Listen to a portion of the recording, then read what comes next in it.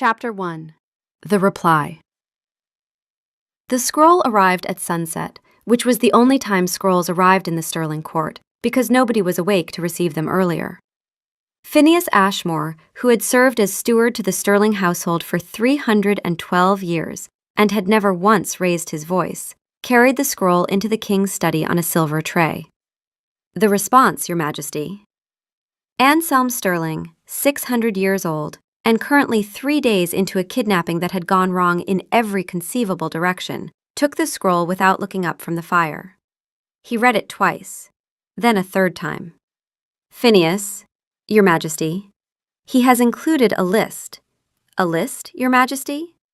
Of things she does. Anselm set the scroll down on his desk with the care of a man placing an explosive. He has titled it Fair Warning. Phineas, who had been present for the kidnapping and had expressed reservations about it at the time, reservations that had been noted and overruled, said nothing. Item 1, Anselm read. She will reorganize your things. Do not attempt to stop her. It is easier to let it happen. I see. Item 2. She corrected our household accountant at age 9. He retired. Retired. Item 3. She alphabetized the village church's hymnals by key signature when she was 12. The vicar asked her to leave. The fire crackled. Somewhere in the east wing, something heavy was being moved.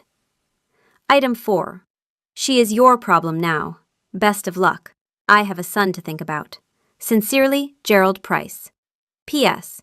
I trust you will feed her adequately. She becomes difficult when hungry. He has signed it sincerely, Phineas observed. He has signed it sincerely, in response to a ransom demand, with a postscript about feeding schedules. One might note, Your Majesty, that a father who responds to his daughter's kidnapping with the phrase, I have a son to think about, is not a father who intends to pay a ransom. One might note that, yes. One might further note that I raised this possibility prior to the operation. You did, and was overruled. You were. I wish only to establish a record. The record is established, Phineas. The something heavy in the east wing crashed. Shall I investigate, Your Majesty? Please. The something heavy turned out to be a wardrobe. Imogen Price, mortal, 26, 5'4", currently wearing the same dress she'd been kidnapped in 3 days ago because nobody had thought to provide a change of clothes, had moved the wardrobe, the writing desk, the settee, and the bed. The bed was now facing the window. The wardrobe was at an angle. The desk was in the precise center of the room where it caught the last of the evening light. She was standing in the middle of the rearranged room with her hands on her hips when Phineas appeared in the doorway. The wardrobe was blocking the airflow, she said, as if he'd asked. I hadn't. The room is laid out for someone who sleeps during the day. The bed was against the south wall to avoid morning light, but I'm not a vampire, so I need the window. And the desk was in a corner where nobody could work on anything wider than a pamphlet. Phineas looked at the room. She was, he realized with a feeling he could only describe as professional discomfort, correct. Miss Price, the king has received your father's response. And? He did not agree to the ransom. She was quiet for exactly 2 seconds. Then she turned back to the window and adjusted the curtain. No, she said. He wouldn't. Something in her voice was flat in a way that had nothing to do with surprise. She'd expected this. She'd expected this the way someone expects mourning. Not with dread, not with hope, just with the tired certainty of a woman who had been measuring this particular distance her entire life. My brother's home, I assume. The letter mentioned a son. It would. She smoothed the curtain. Oliver's always been the priority. Good school, trust fund, Sunday dinners with the extended family. I got the hymnals and the accountant and the label of difficult. She looked at Phineas. Am I still a hostage?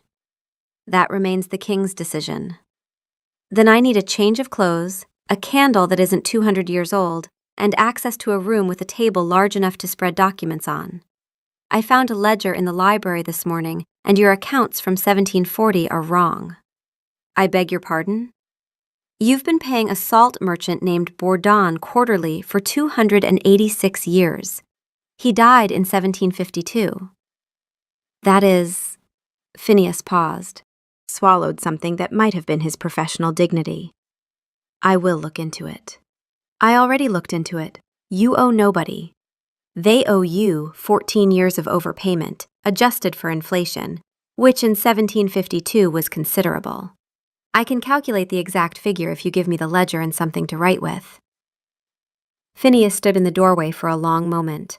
Behind him, the corridor was cold and dark, and smelled of stone and candle wax, and the particular nothing that was a vampire court after sunset, the old, careful silence of creatures who didn't need to make noise. I will provide a change of clothes, he said. And the ledger? And the ledger. He reported to the king. She is requesting access to the treasury records, Your Majesty. Anselm was standing at the window, watching the dark grounds. He hadn't moved since Phineas left. He was doing the thing, the absolute motionlessness of a vampire who was thinking very hard about something and did not want to appear to be thinking about it. The hostage. Miss Price. The hostage is requesting access to our financial records. She has identified an accounting error dating to 1740. The king turned. In the firelight, his eyes had the amber edge they got when something had caught his attention. Not hunger, not threat, but the focused stillness of a creature that has noticed movement. What error? Phineas told him. And her father. Your Majesty? He mentioned a son. He has a son. He does, Your Majesty. Oliver Price, 23. The muscle at Anselm's jaw tightened once and went still. A ghost memory of an expression. Anger, or something older than anger. Something that had settled into his bones over 6 centuries of watching mortal parents squander the one thing they had less of than he did. Give her the ledger, he said. Chapter 2. The Treasury. The treasury of the Sterling Court was not, technically, a room. It was a wing. 3 interconnected chambers carved into the hillside beneath the East Tower, accessible by a stone corridor that smelled like old paper and older money. Imogen had been given access at 9 in the evening, which was apparently breakfast time. By midnight, she had identified 11 dead men the Sterling Court was still paying, a quarterly tithe to a monastery that had burned down in 1809, and an entire category of expenditure labeled simply miscellaneous, see Phineas, that accounted for roughly 12% of the annual outflow. What is miscellaneous, see Phineas? She asked, when Phineas came to check on her. Expenditures that are difficult to categorize. Such as? Bribes, largely. To whom? Various parties, over several centuries. The specifics are historical. You're bribing dead people. I am maintaining existing arrangements. With dead people. Phineas straightened a stack of ledgers that didn't need straightening. He'd been doing that more since she arrived. Small, unnecessary adjustments to things in her vicinity, as though her mere presence generated disorder that needed to be counteracted. Some of the arrangements, he said carefully, may have outlived their original purpose. Some of them have outlived their original recipients. She was sitting cross-legged on the floor of the treasury. He'd offered her a chair. She'd declined, said the floor gave her a better vantage of the filing system, and then said filing system, in a tone that suggested she was being generous with the term. How long have you been doing the accounts? She asked. 312 years. And in 312 years, nobody audited them? The king trusts my judgment. The king is paying a monastery that's been afield since Napoleon was short. Napoleon was always, it's an expression. She pulled another ledger from the stack. The spine cracked. Dust rose. She handled the books with a confidence that bordered on irreverence, flipping pages fast, running her finger down columns, making small, sharp noises when she found something wrong, which was often. 1680, she read. You were already keeping the books. I was. Your penmanship was better. I was younger. Vampires get worse at handwriting? Vampires get efficient. The forms are correct. The flourishes are no longer necessary. The flourishes are the only reason anyone can read it. Your current handwriting looks like a seismograph during an earthquake. She looked up at him. She had a way of looking at people that was very direct and very still. Not vampire still, just the focused attention of someone who was always counting. "Do you want help?" she said. "Miss Price, you are a hostage." "I'm a bored hostage. And you're overpaying 14 dead men, a burned-down monastery, and someone called," she checked the ledger, "the Widow Hargreaves, for services rendered 1793. What services?" "I do not recall." "You don't recall because the Widow Hargreaves was a horse." "I beg your pardon?" "Look." She held up the ledger and pointed to an entry below. "Hargreaves, bay mare, purchased 1791, stabling and upkeep, quarterly. You've been paying for the upkeep of a horse for 233 years. Phineas opened his mouth, closed it, opened it again. "The records," he said with tremendous dignity, "are comprehensive. The records are chaos. They are organized chaos. They're organized the way a forest fire is organized. Things are definitely happening. Nobody's in charge." She went back to the ledger. Phineas stood there. He should have left. He had things to attend to: the king's correspondence, the provisioning, the ongoing matter with the Beaumont court. Instead, he pulled over a stool and sat. "The Widow Hargreaves," he said, "was an excellent horse." "I believe you. She won 3 races in 1793. Victories do not expire. They do when the horse does. Miss Price, I have maintained the accounts of this household through 2 wars, a revolution, the invention of double-entry bookkeeping, which I adopted ahead of schedule, I might add, and the transition to decimal currency, which was an abomination and which I have apparently been doing wrong for 55 years. I will not be lectured on expired victories by a woman who has been in this treasury for 6 hours. 7. I beg your pardon? 7 hours. I've been here 7 hours. You lost track because you've been sitting on that stool for 3 of them, helping me find dead people." Phineas looked at the stool. He looked at the ledger open in his lap. She had handed it to him 40 minutes ago, and he had not given it back. He looked at the list he'd been compiling, in his own handwriting, of payments to deceased recipients, which she had asked him to cross-check and which he had done without protest. "I have been providing professional oversight," he said. "You've been helping. I have been ensuring accuracy. You circled the Widow Hargreaves entry with a note that says genuinely embarrassing and underlined it. That was a moment of candor I now regret." She looked at him over the ledger, and something cracked in her face, a flash of warmth, real warmth, the kind she kept filed away and didn't let out often. Then it was gone. "I like you, Phineas," she said. "I have no feelings about that." "No, of course not."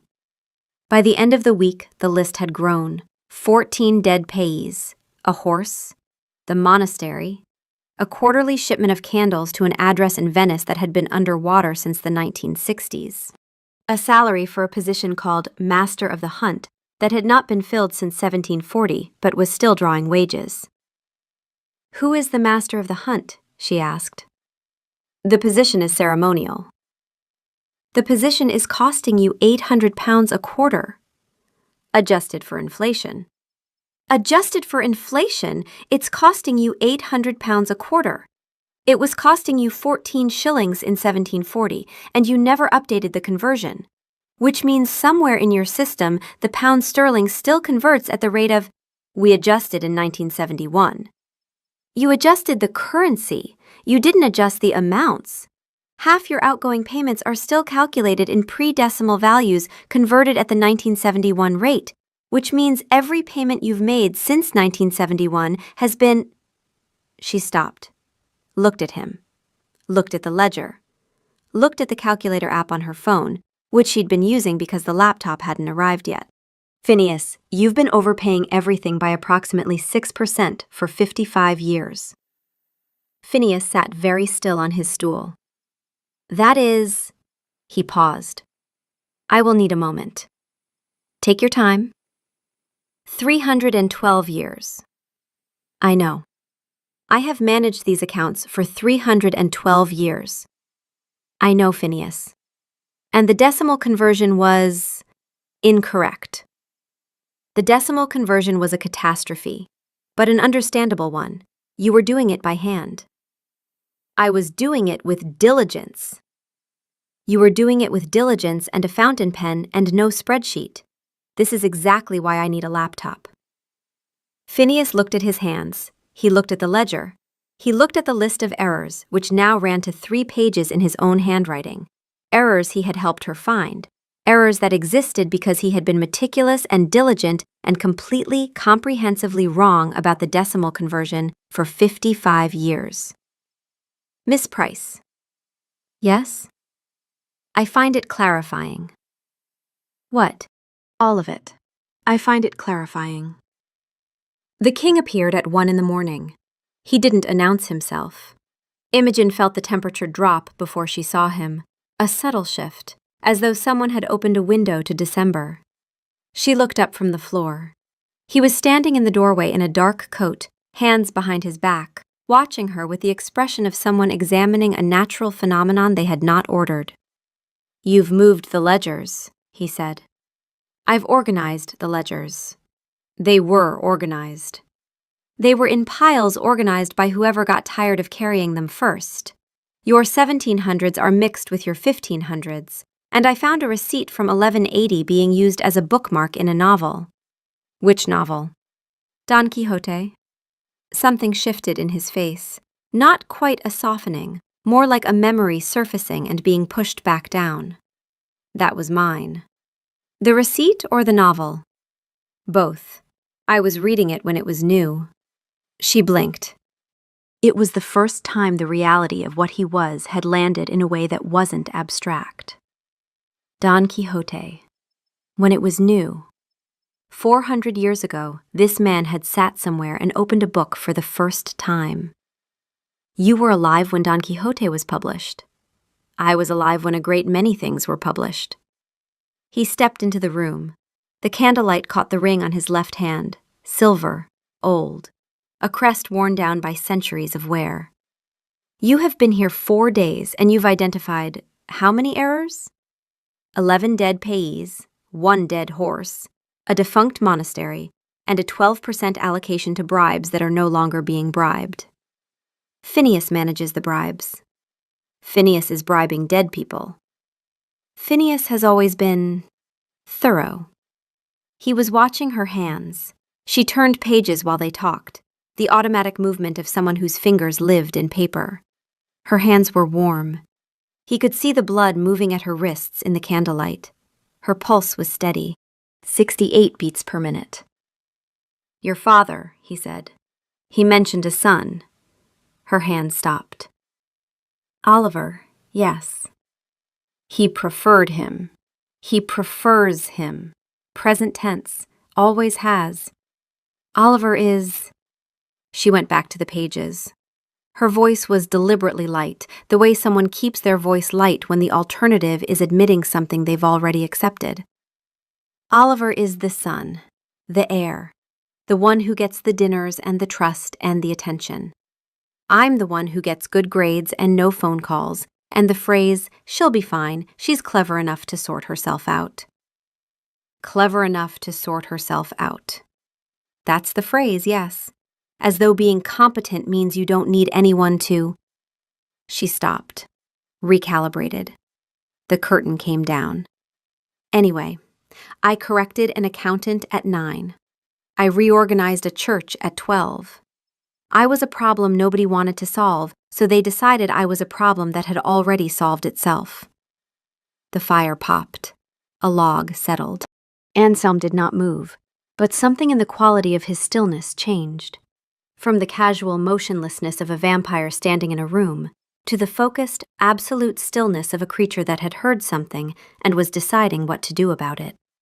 You are not a problem, he said. That's sweet. Inaccurate, but sweet. I have lived for 6 centuries. I have met a great many problems. You are not among them. She looked up at him. The amber at the edges of his eyes was not cold. It was the focused warmth of something paying attention. Real attention. The kind that costs something. The kind that a man who has lived for 600 years does not give casually. "I need a laptop," she said. "A what?" "A laptop. A computer. I can't reconcile 600 years of accounts with a quill and a candle." "We have electricity." "Then I need a computer, a lamp manufactured in this century, and a chair designed for someone who breathes." He looked at her for a long moment. She held his gaze the way she held a ledger, steadily, with the confidence of someone used to being right. "Phineas," he said, without turning. Phineas appeared in the doorway. He had not been far. "Provide Miss Price with a laptop." "Yes, Your Majesty." "And a chair." "Your Majesty, the Treasury chairs are perfectly—" "A modern chair, Phineas, one designed for a person who breathes." Phineas left. Anselm remained. He had not sat down and he had not moved from his position near the door, but his weight had shifted. Imperceptibly, the kind of micro-adjustment a mortal would miss, and that she noticed because she'd been filing them. He was leaning toward her. Not dramatically, not obviously, just enough that the cold air between them was a degree thinner than it had been. "Why do you do this?" he asked. "Do what?" "Organize. Everything you touch. Your room, the ledgers, the filing system, the classification of Phineas's handwriting by decade. You arrived as a hostage, and within 6 hours you were auditing my treasury. Why?" She looked at the ledger in her lap. It was open to a page of Phineas's handwriting from 1900, the year his flourishes had disappeared, the year his scripts had become utilitarian and efficient and, in her professional opinion, illegible. She'd been categorizing the evolution of his penmanship across 3 centuries because it was there, and because she hadn't been told not to, and because stopping would mean sitting still. "Because if I stop," she said, "I have to think about the fact that I'm in a castle with a vampire who kidnapped me, and my father sent school reports." He was quiet for a long time. "That is a reasonable answer," he said. "It's the honest one." "I appreciate honesty. I do not often receive it." "You're a king. People lie to kings." "People have been lying to me for 6 centuries. I have heard every variation. What I have not heard, recently, is someone tell me that my treasury is a crime scene, and my steward has been paying a dead horse for 2 centuries. That is refreshingly direct." "I'm an accountant. We're a refreshing people." He looked at her for one more moment. Then he turned and left. She listened to the silence his departure made. Not footsteps, not breath, just the temperature rising by 2 degrees as the door closed. She went back to the ledger. Phineas, 1900. Penmanship, declining. Notes, efficient but catastrophic. Verdict, needs intervention. She added it to the list. The correspondence. The second ransom demand went out 4 days later. Anselm had composed it himself, in the formal register of the Sterling Court, on paper milled in 1820. Gerald Price's reply arrived by motorcycle courier the next evening. It was written on the back of a takeaway menu. "Dear Sir," Anselm read aloud. Phineas stood at the required 3 paces. Imogen was in the treasury. She was always in the treasury. "Dear Sir, thank you for your continued correspondence regarding my daughter. I note with interest that you describe her as a valued guest. This is new language. Previously, you described her as collateral. I prefer the updated terminology and encourage you to continue in this direction." Anselm set the menu down. He is enjoying this. "It would appear so, Your Majesty. P.S. Enclosed, please find her school reports from ages 6 through 14. I thought you might find them instructive. She was asked to leave 2 schools. The first for reorganizing the headmaster's office. The second for correcting a mathematics teacher in front of an inspector. The teacher was wrong. She was right. But she was still the one who left." A stack of photocopied school reports fell out of the envelope. P.P.S. Oliver sends his regards. Anselm read the last line again. Then he set the letter down and walked to the window, and Phineas, who had served long enough to read the king's silences the way Imogen read ledgers, recognized the particular stillness of a man containing something that, if released, would not be quiet.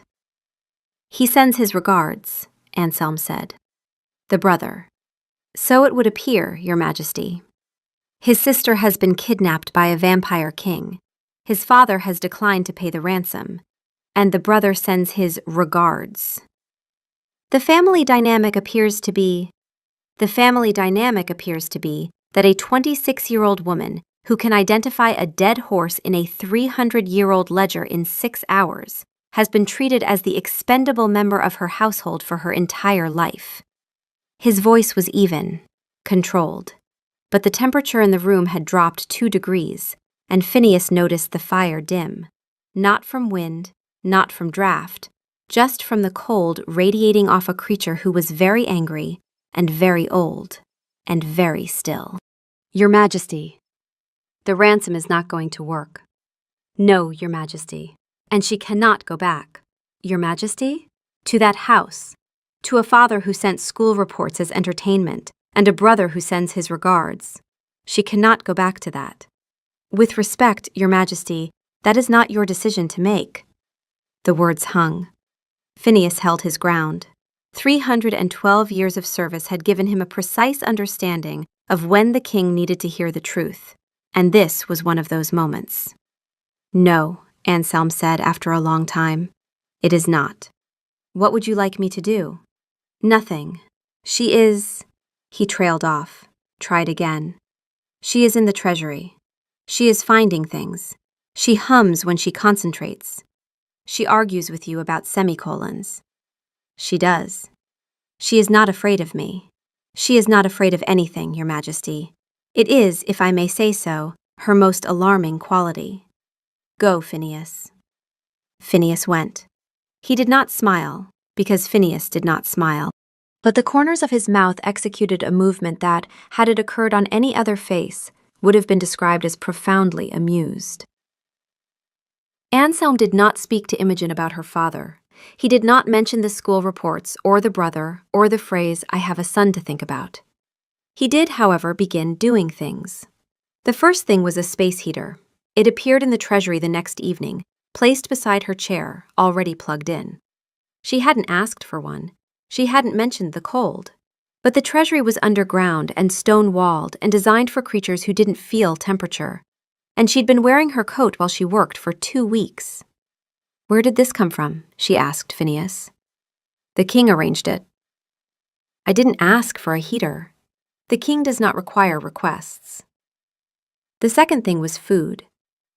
Not the tray of cheese and bread that Phineas had been bringing. Proper meals, hot, delivered at midnight and at 3 and at 6 in the morning when she was still working. The kind of food that required someone to know she skipped meals when she was concentrating and only ate when reminded. "Who is cooking at 3 in the morning?" she asked. "The kitchen staff has been adjusted to accommodate your schedule." "He adjusted the kitchen staff?" "Miss Price, the king has managed a court of 73 vampires for 6 centuries. Adjusting a kitchen schedule is not, by his standards, a grand gesture." "It feels like a grand gesture." Phineas straightened his cuffs. I could not possibly comment. The third thing was a lamp.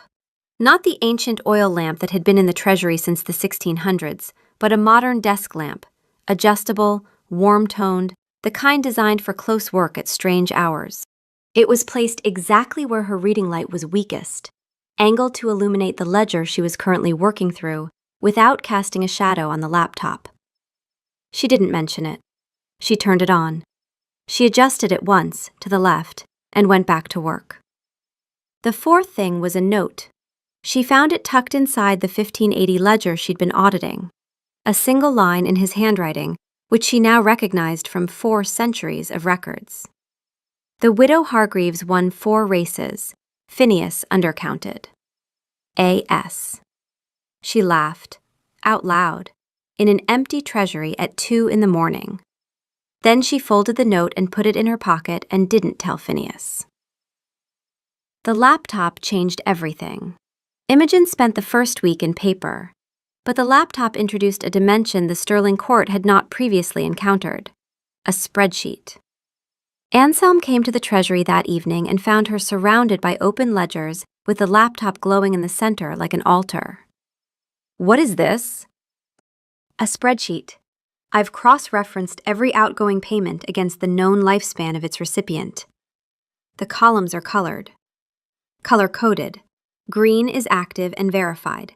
Yellow means the recipient needs confirmation. They might be dead, might have moved. Red is definitely dead." He leaned forward. The column heading shifted. He straightened as though the screen had bitten him. "They moved. I sorted them. They moved on their own. I clicked a button. They sorted. You gave the columns permission to rearrange themselves? It's a spreadsheet. That's what they do. In my experience, columns stay where they are put. In your experience, columns were carved in stone. I have lived for 6 centuries, and not once has a column moved without my consent. That must have been very comforting." He looked at her. She was not smiling, but she was close to smiling, and the closeness was worse than the smile would have been, because it meant she was choosing not to, which meant she knew what it would do. She didn't know. She couldn't. She was 26 and she sat cross-legged on treasury floors and ate toast at 2 a.m, and hummed when she was concentrating. A thin, absent melody in D minor that she wasn't aware of and that he could hear from 3 floors above through stone walls. "You're staring," she said. "I am not." "You've been standing there for 4 minutes without breathing." "I don't need to breathe." "I've noticed. You also don't blink when you're thinking. Your hands stop moving entirely when you're listening to something I can't hear, and the temperature in this room drops about 2 degrees every time you walk in." She looked up from the laptop.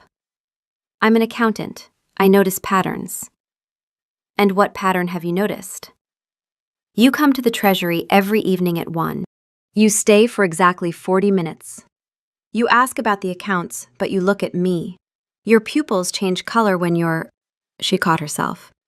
"When I'm what?" "Paying attention." She said it like it was nothing, like she hadn't just described the exact mechanism by which a 600-year-old predator registered the presence of something it couldn't look away from. "Does it bother you?" he asked. "The watching?" "The attention." She considered. "Nobody's ever paid attention to the things I do. They pay attention to what I produce, the organized shelves, the fixed accounts, the systems that work. But nobody watches me doing it. You watch me doing it." She paused. "It doesn't bother me. It's just new." He stood there for a moment, his hands at his sides, the ring catching candlelight. Then he said, very carefully, in the tone of a man making a decision he had not planned to make, "Your father was wrong."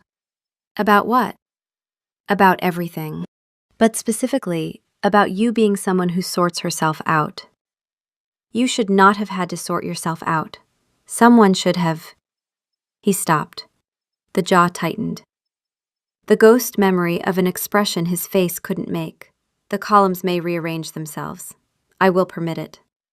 "How generous." "I am 600 years old. I can be generous about columns."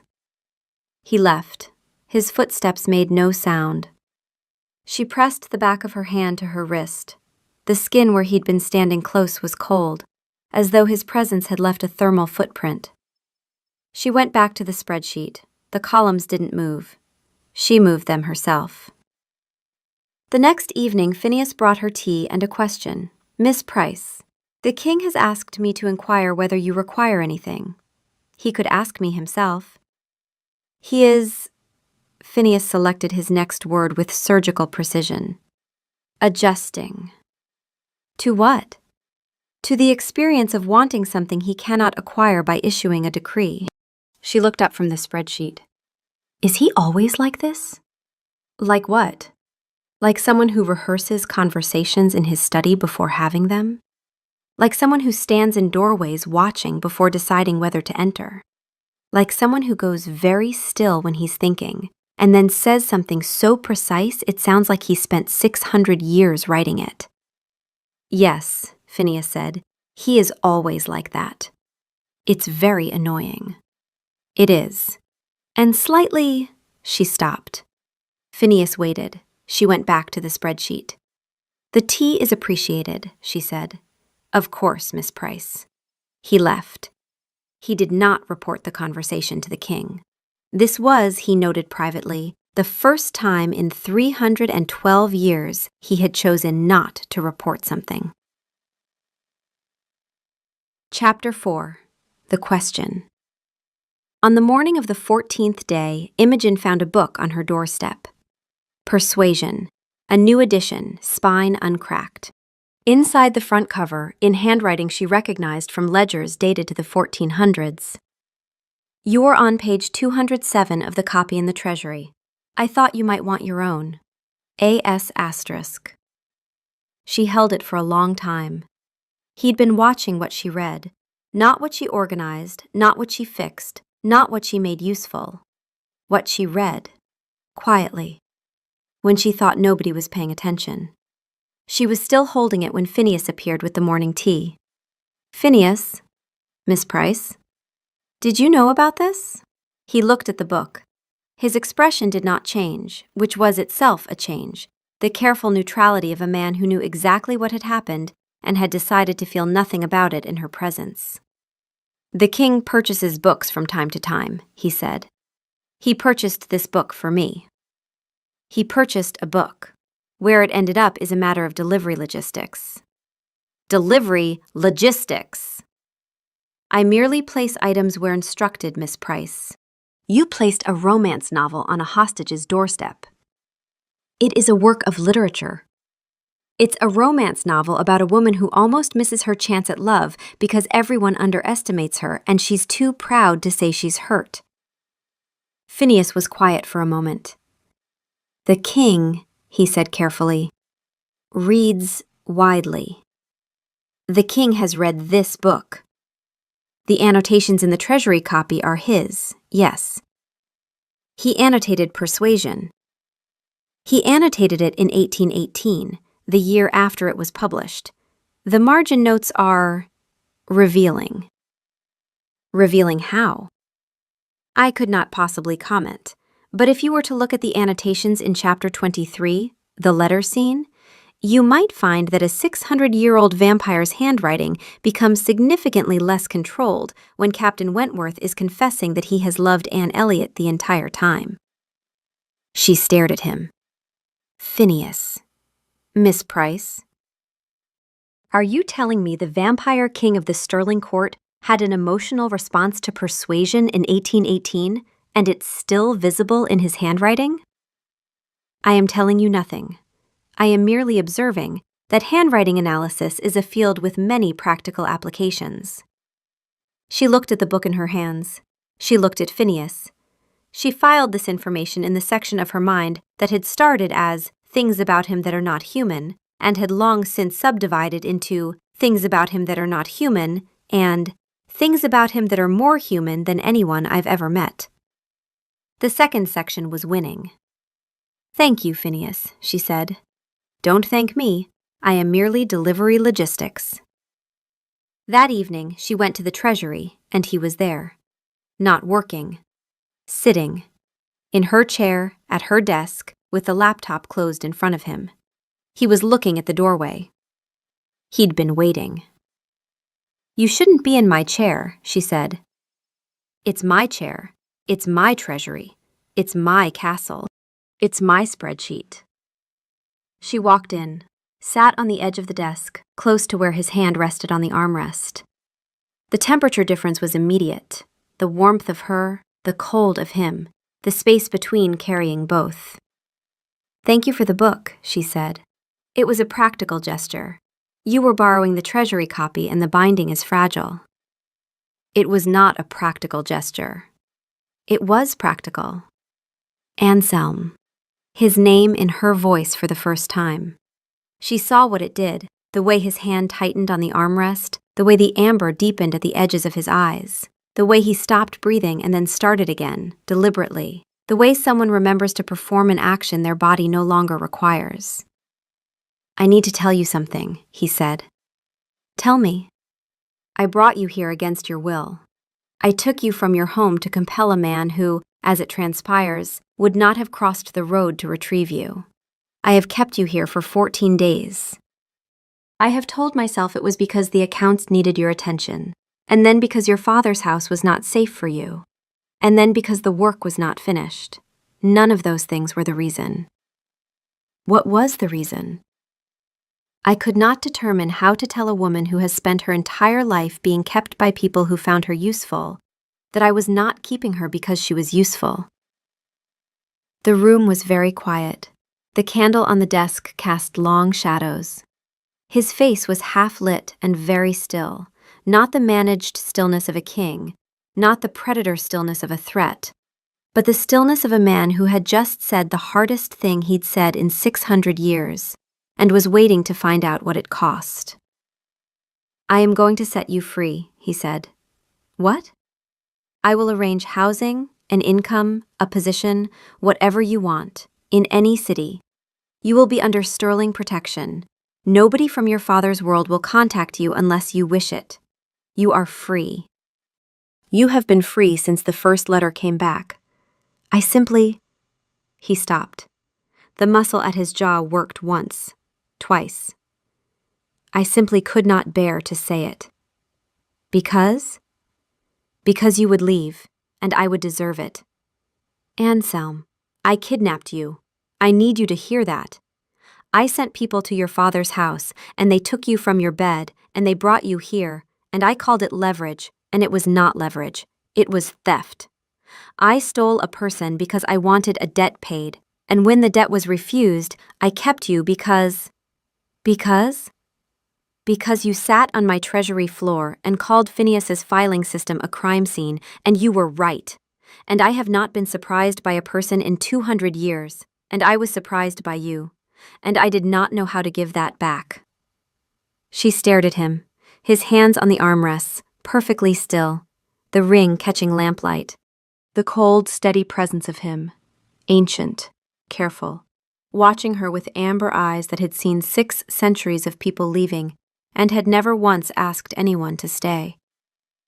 You're right, she said. Something crossed his face. Not surprise, he'd expected it. Something worse.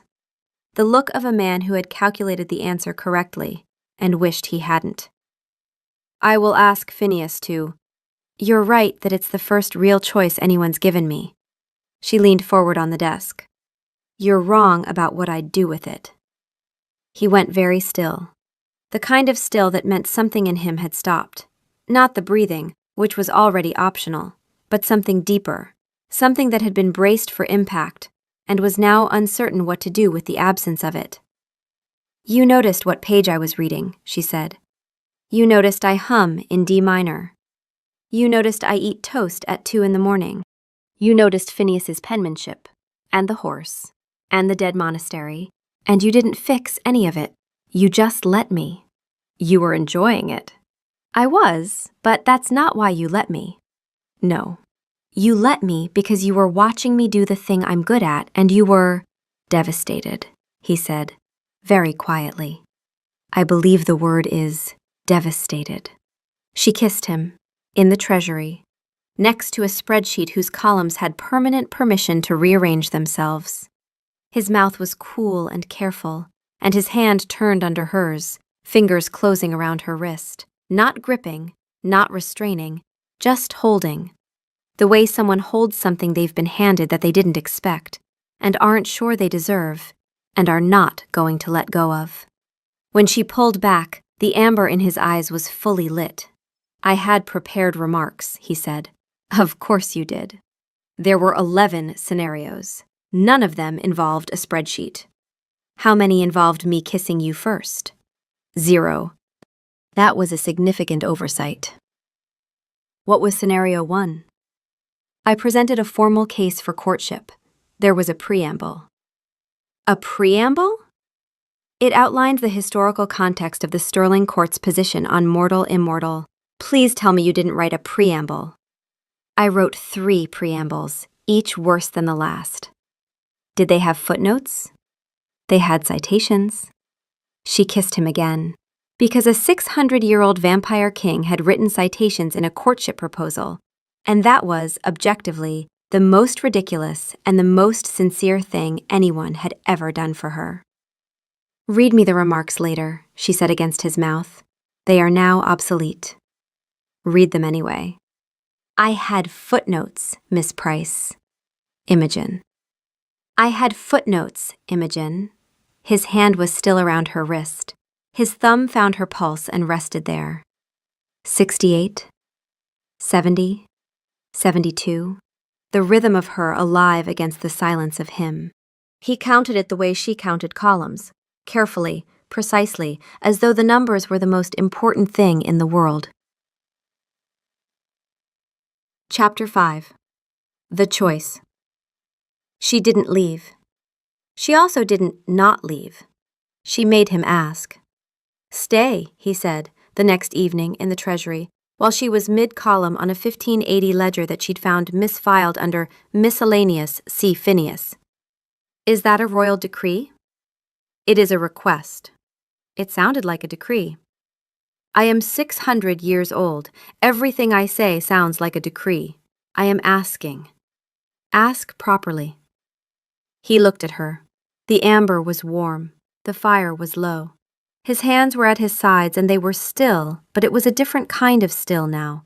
Not the predator restraint, not the managed composure, but the deliberate, conscious stillness of a man holding himself in place so he doesn't reach for something.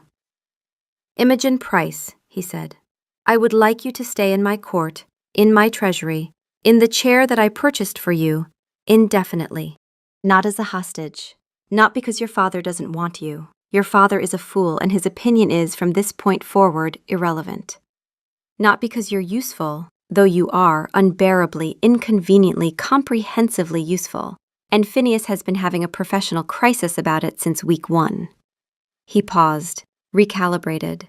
The amber in his eyes was fully warm now, and his voice, when he continued, had the careful cadence of a man who has written something down and is trying to make it sound natural. "Because I would like to hear you hum in D minor while I pretend not to listen. Because I would like to argue with you about columns. Because I have been alive for 600 years, and I have never once wanted anyone to stay and meant it. And because—" he stopped, started again. "Because your father was wrong. You are not someone who sorts herself out. You are someone who deserves to be found. And I found you by accident, which is embarrassing, but I am choosing to stay by design, which I hope counts for something. You rehearsed this." "I wrote 4 drafts. 4. The first 3 were too formal. The 4th was too honest. I am reading the 4th. She was quiet for a moment. Not the kind of quiet she'd been carrying for 2 weeks. The flat, defended quiet of a woman counting the stones in the wall. A different quiet. The quiet of someone hearing something they'd stopped expecting to hear. "You've never asked anyone to stay?" "I have never wanted to. Everyone leaves eventually. That is the arrangement. But you—" His jaw tightened.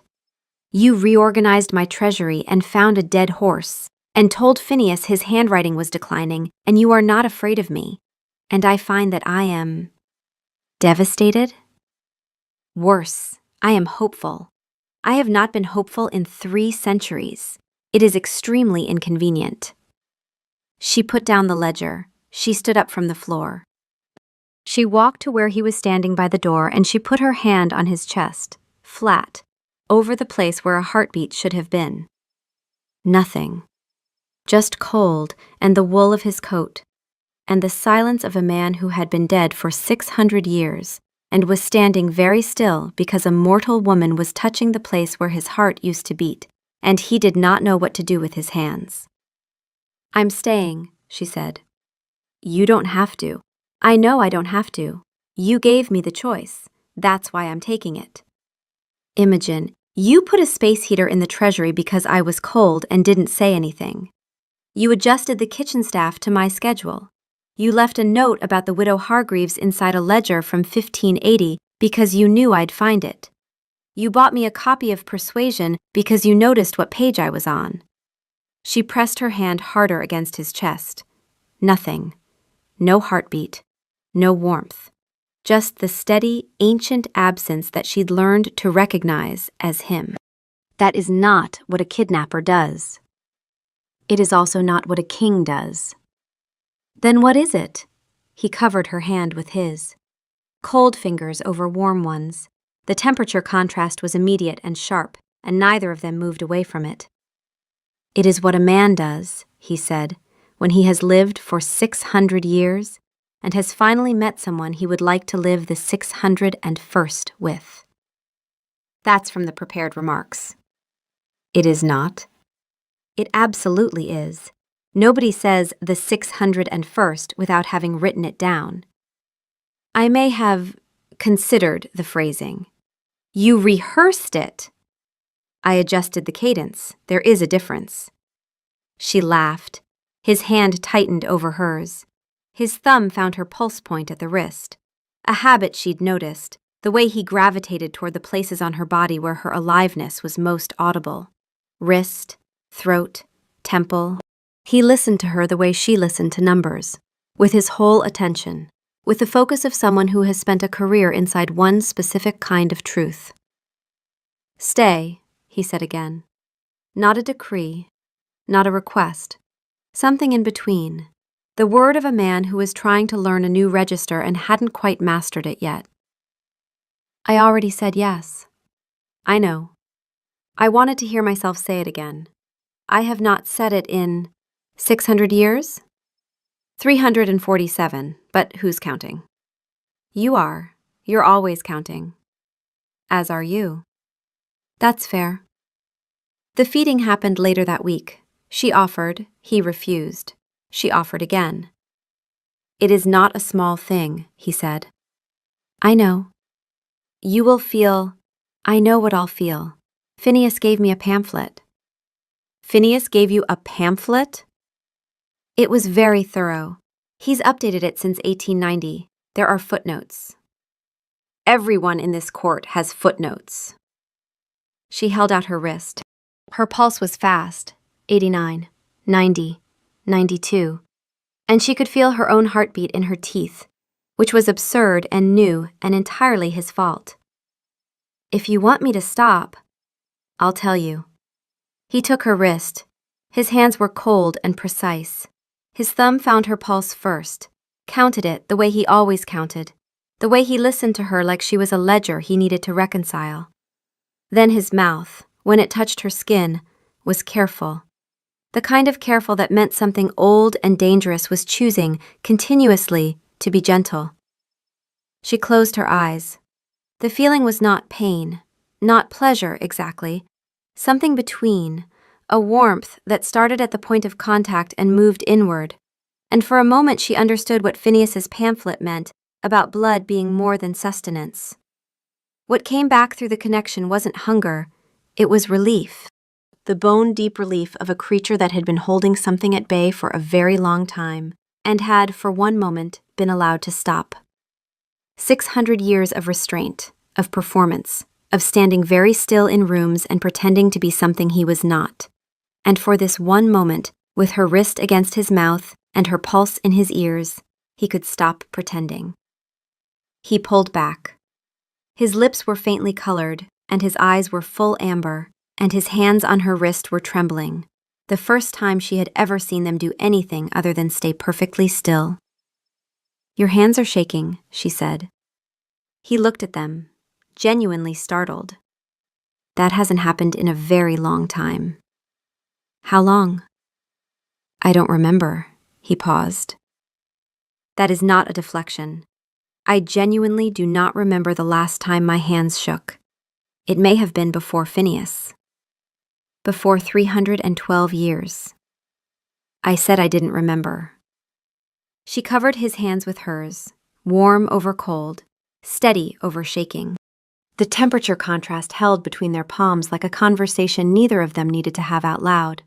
Her alive, him not, both of them choosing to stay exactly here.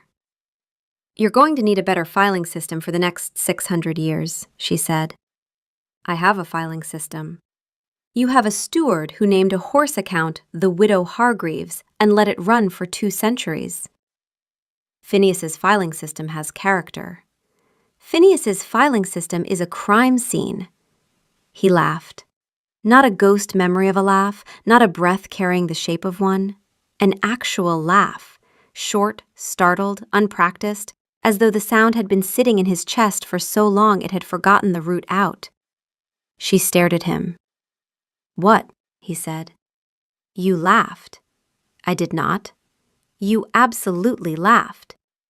It was a respiratory irregularity. "You don't have a respiratory system." "Then it could not have been a laugh, could it?" She kissed him again, because she could, because she wanted to. Because a man who had not laughed in decades had laughed in a treasury over a filing joke, and she was going to keep a record. Phineas knocked at 9 the following evening. The treasury door was closed. He heard voices, her laugh, low and surprised, and then the king's voice, reading something in the deliberate, over-prepared cadence of a man delivering remarks he'd written and rewritten 11 times. He caught a fragment through the door. "And I wish to formally note that at no point during these proceedings was my intention to, Anselm, I'm getting to the good part. Skip to the good part. I cannot skip. It is a prepared document. There is a structure. Your structure has footnotes." Phineas set the tea tray outside the door. 2 cups. He'd started making 2 cups 4 days ago. Nobody had asked him to. He adjusted the tray so the handles faced east, which was correct. The saucers centered, which was correct. The biscuits at 45 degrees, which was... He paused and reconsidered. Which was how she would have done it. She would have set them at 45. He walked back up the corridor. His penmanship, he had to admit, was improving considerably. And next quarter's accounts, he suspected, were going to be immaculate.